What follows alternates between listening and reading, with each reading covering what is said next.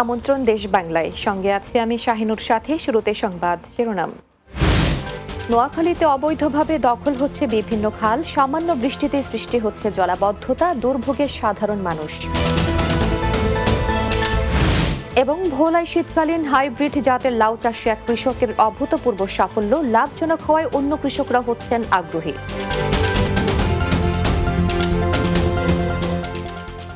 শুনছিলেন শিরোনাম, এবার বিস্তারিত।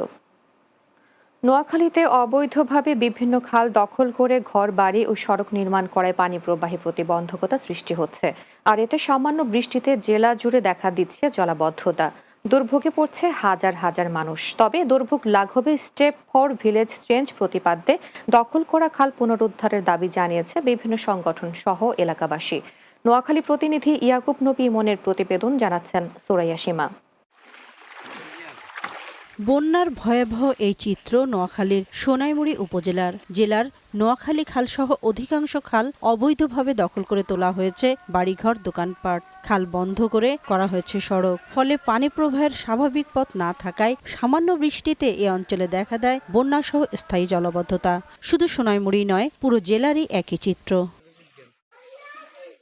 অবৈধভাবে দখল হওয়া খালগুলো উদ্ধারের দাবি জানিয়েছে স্বেচ্ছাসেবী সংগঠন পরিবর্তন টিম সহ এলাকাবাসী। ইতোমধ্যে তারা প্রশাসনের বিভিন্ন দপ্তরে স্মারকলিপি দিয়েছে। জলবদ্ধ হওয়ার কারণে আজ আমাদের যুব সমাজ একটা টিম গঠন করেছে পরিবর্তন। বন্যার বলে আমরা অতিষ্ঠ। আমাদের ইউনিয়ন প্রতিনিধি যারা আছেন ওনাদেরকে সাথে নিয়ে আমরা কাজ করতে চাই। জনদুর্ভোগ লাঘবে দখল করা খালগুলো পুনরুদ্ধারের দাবি জানিয়েছেন স্থানীয় জনপ্রতিনিধিরাও। বেদখল খাল হয়েছে, সে খালগুলা যেন খননের মাধ্যমে এবং কি বেদখল করার মধ্যে যেন উচ্ছেদ অভিযান চালিয়ে উদ্ধার করা হয়। খাল পুনরুদ্ধার সহ প্রয়োজনীয় ব্যবস্থা নেওয়ার আশ্বাস পানি উন্নয়ন বোর্ডের। নোয়াখালী ডিস্ট্রিক্টে বাংলাদেশ পানি উন্নয়ন বোর্ডের পক্ষ থেকে যদি কোনো জলাবদ্ধতা নিরসনের জন্য কোনো কারিগরি সহায়তা প্রয়োজন হয়, বাংলাদেশ পানি উন্নয়ন বোর্ড সবসময় সহায়তা করবে। দীর্ঘদিনের এই দুর্ভোগ লাঘবে খাল পুনরুদ্ধার সহ প্রয়োজনীয় ব্যবস্থা গ্রহণ করবে সংশ্লিষ্ট কর্তৃপক্ষ, এমন প্রত্যাশা নোয়াখালীবাসীর। Desk report, Bangla TV. নির্বাচন ছাড়া দেশ সঠিকভাবে পরিচালনা করা সম্ভব নয় বলে মন্তব্য করেছেন বিএনপির কেন্দ্রীয় অর্থনৈতিক বিষয়ক সম্পাদক ইঞ্জিনিয়ার খালেদ মাহবুব শ্যামল। ব্রাহ্মণবাড়িয়া বিজয়নগর উপজেলার বধুন্তি ইউনিয়ন বিএনপির আয়োজিত সভায় তিনি এইসব কথা বলেন। স্থানীয় ইউনিয়ন বিএনপির সভাপতি মাহবুবুল আলমের সভাপতিত্বে এতে বক্তব্য রাখেন ব্রাহ্মণবাড়িয়া জেলা বিএনপির সাবেক সহসভাপতি অ্যাডভোকেট শফিকুল ইসলাম, সাবেক যুগ্ম সাধারণ সম্পাদক তরিকুল ইসলাম রোমা সহ অন্যরা। ব্রাহ্মণবাড়িয়ার কসবা উপজেলা বিএনপির দ্বিবার্ষিক সম্মেলন অনুষ্ঠিত হয়েছে। শনিবার কসবার তিল লাখপীর এলাকায় এই সম্মেলনের আয়োজন করা হয়। এতে প্রধান অতিথি ছিলেন বিএনপি কেন্দ্রীয় কমিটির কুমিল্লা বিভাগের সাংগঠনিক সম্পাদক অধ্যক্ষ মোহাম্মদ সেলিম ভূঁইয়া। উপজেলা বিএনপি আহ্বায়ক অ্যাডভোকেট ফখর উদ্দিন আহমদ খানের সভাপতিত্বে বিশেষ অতিথি ছিলেন কেন্দ্রীয় কমিটির সহ সাংগঠনিক সম্পাদক মোস্তাক মিয়া সহ অন্যরা। বরিশাল গৌরনদী পৌর বিএনপির আয়োজনে প্রতিনিধি সভা অনুষ্ঠিত হয়েছে। গৌরনদী বাসস্ট্যান্ড অডিটোরিয়ামে প্রতিনিধি সভায় পৌর বিএনপির ভারপ্রাপ্ত আহ্বায়ক শরীফ শফিকুর রহমান স্বপনের সভাপতিত্বে প্রধান অতিথি ছিলেন বিএনপি চেয়ারপারসন বেগম খালেদা জিয়ার উপদেষ্টা এম জহির উদ্দিন স্বপন। এ সময় বক্তব্য রাখেন উত্তর জেলা বিএনপির সদস্য সচিব মিজানুর রহমান মুকুল খান সহ অন্যান্য নেতৃবৃন্দ।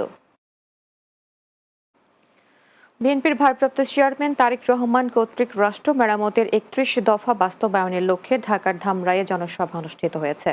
শোলধন দারুল ইসলাম দাখিল মাদ্রাসার মাঠে এই সভার আয়োজন করা হয়। এতে প্রধান অতিথি ছিলেন ঢাকা জেলা যুব দলের সভাপতি ইয়াসমিন ফেরদৌস মোরাদ। ঢাকা জেলা মহিলা দলের আহ্বায়ক সাবিনা ইয়াসমিনের সভাপতিত্বে সভায় বক্তব্য রাখেন ইবাদুল হক জাহিদ ও ইসমাইল হোসেন সুমন সহ অন্যরা।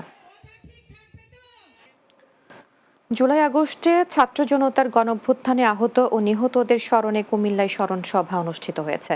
কুমিল্লা জেলা শিল্পকলা একাডেমি মিলনায়তনে স্মরণ সভায় প্রধান অতিথি ছিলেন জেলা প্রশাসক মোহাম্মদ আমিরুল কায়সার।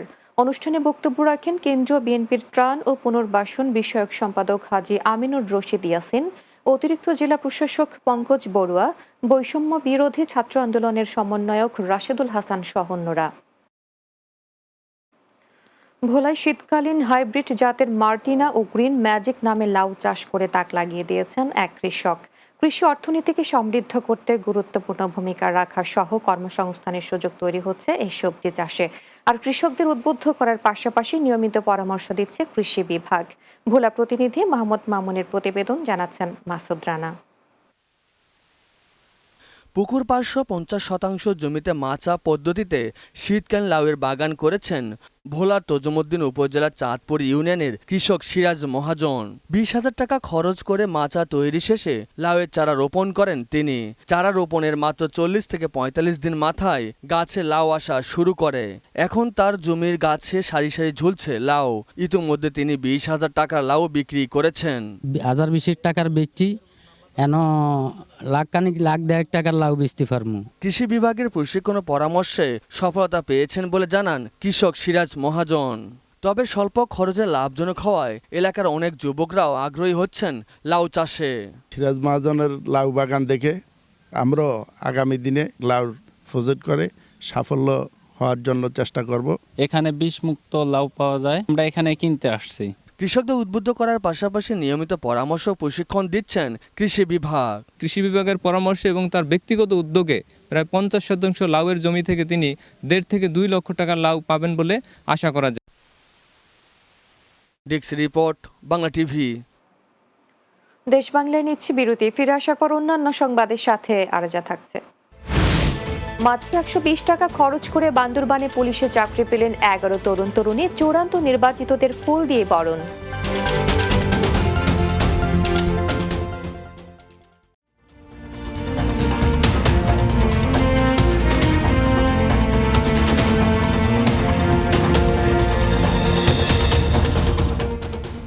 বিরতির পর দেশ বাংলায় স্বাগত আরও একবার। মাত্র 120 টাকা খরচ করে বান্দরবানে পুলিশে চাকরি পেলেন 11 তরুণ তরুণী। শনিবার বান্দরবানের পুলিশ লাইনের সভাকক্ষে পুলিশের ট্রেইনি রিক্রুট কনস্টেবল পদে নিয়োগ পরীক্ষার চূড়ান্ত নির্বাচিত তরুণ তরুণীর নাম প্রকাশ করেন পুলিশ সুপার মোহাম্মদ শহীদুল্লাহ কাউসার। এ সময় তিনি পুলিশের ট্রেইনি রিক্রুট কনস্টেবল পদে চূড়ান্ত নির্বাচিতদের ফুল দিয়ে বরণ করে নেয় এবং যারা পুলিশে চাকরির জন্য নির্বাচিত হয়েছে তাদের শুভেচ্ছা জানান। কোনো টাকা পয়সা খরচ নেই বলতে গেলে, শুধু ফর্মের জন্য আর যে কম্পিউটারে গিয়ে যে আবেদন করছে ওটার ফি দিতে হয়েছে, শুধু এইটা করেছি। নব পুলিশ নির্বাচিত হয়েছি, নতুন প্রার্থী, নতুন যুক্ত হচ্ছে পুলিশে। আমার খুব এক্সাইটেড লাগতেছে, এটা শুনে আমার মা বাবা খুবই খুশি হবে। জুলাই আগস্টে আহত ও শহীদ ছাত্র জনতা সাংবাদিকদের প্রতি সশস্ত্র স্মরণ ও সম্মাননা অনুষ্ঠানের আয়োজন করেন আনোয়ার ফাউন্ডেশন ইউকে বাংলাদেশ। সিলেটের ইমজা মিলনায়তনে এই সম্মাননা প্রদান করা হয়েছে।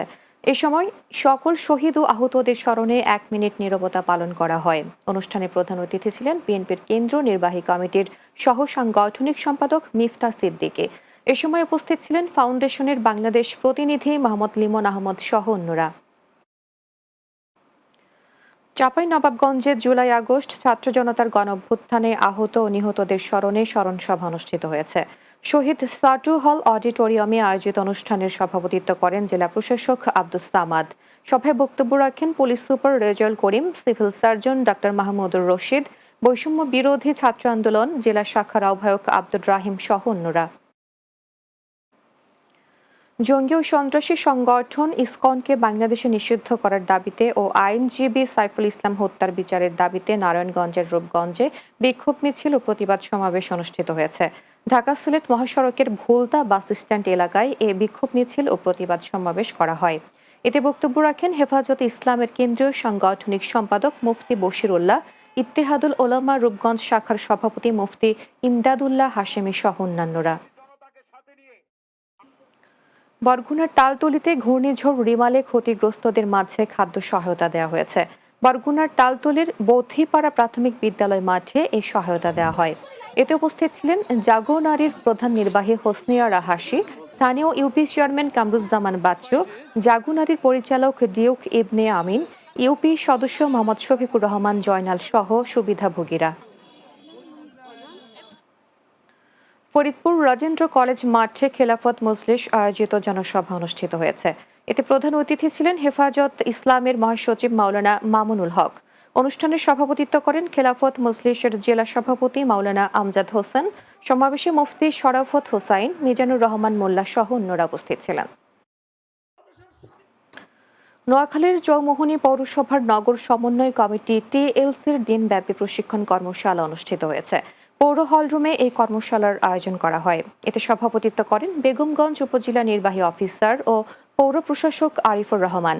এ সময় উপজেলার স্বাস্থ্য কর্মকর্তা ডাক্তার অসীম কুমার দাস, পৌর প্রকৌশলী মোজাম্মেল হক, পৌর বিএনপির সভাপতি জহির উদ্দিন হারুন সহ অনেক উপস্থিত ছিলেন।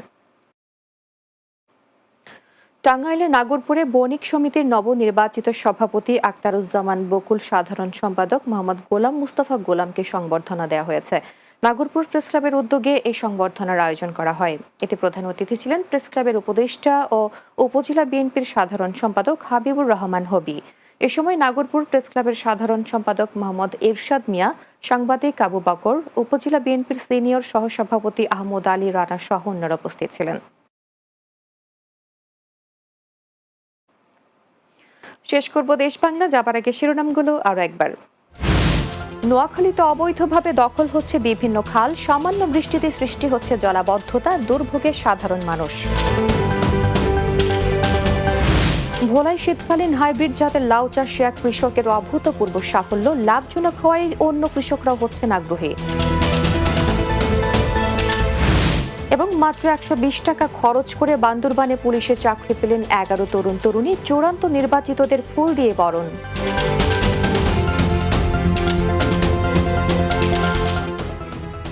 দর্শক, এই ছিল দেশ বাংলায়। আমাদের পরের সংবাদ বিকেল 4টা 30 মিনিটে দিনের বাংলা দেখার আমন্ত্রণ রইল। এতক্ষণ সঙ্গে থাকার জন্য ধন্যবাদ সবাইকে।